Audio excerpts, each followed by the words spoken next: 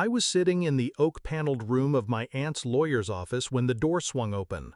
My parents, two ghosts from a past I had buried, walked in, smiling like wolves. "Sweetheart," my mother purred, as if the last 10 years had never happened. My father put a heavy hand on my shoulder. "We're your guardians. We'll help you manage everything." I didn't flinch. I let them bask in their performance. Because they thought they had walked into a game they already won. They had no idea I had rewritten the rules. 10 years ago, I was 15 when they left me at a train station with a torn suitcase and $40. They said they needed a fresh start. I wasn't included in that vision. My Aunt Evelyn found me sitting on a bench, rain dripping down my face. She took me in, fed me, clothed me, gave me a home. She wasn't just my savior, she became my family. Meanwhile, my parents lived comfortably off lies, debts, and favors. I never heard from them again, not until Evelyn died last month and her will surfaced.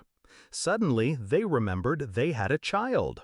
The signs of betrayal were obvious the moment they reappeared. They didn't come to mourn Evelyn, they came for her wealth.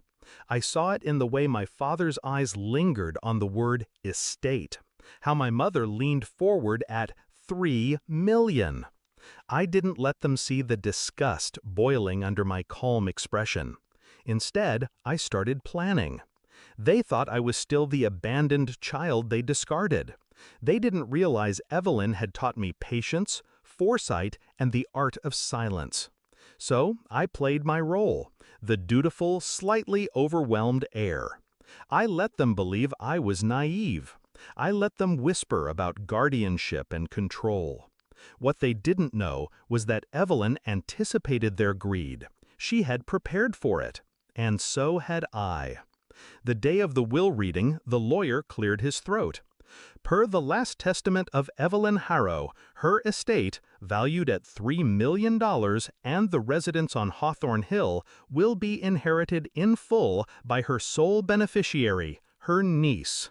I kept my face unreadable while my parents exchanged triumphant glances.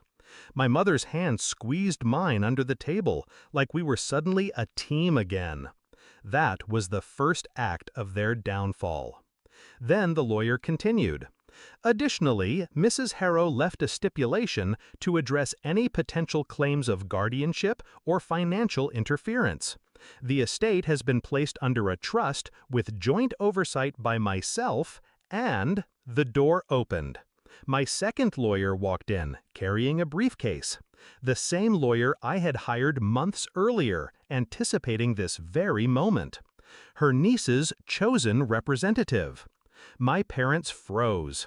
My lawyer sat down beside me, nodding once. My father's voice cracked. "Wait, guardianship laws say—" My lawyer cut him off. Calm, precise, deadly.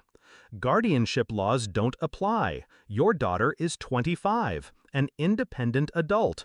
You abandoned her as a minor, which means legally you relinquished all rights. We have records, court documents, witnesses, and Evelyn's written testimony." The blood drained from their faces. I leaned forward, finally breaking my silence. "You left me, remember? At that train station, 10 years ago. You don't get to play parents now." My mother tried to recover, her voice brittle. "We were young, we made mistakes, but we can fix this, together." I shook my head slowly.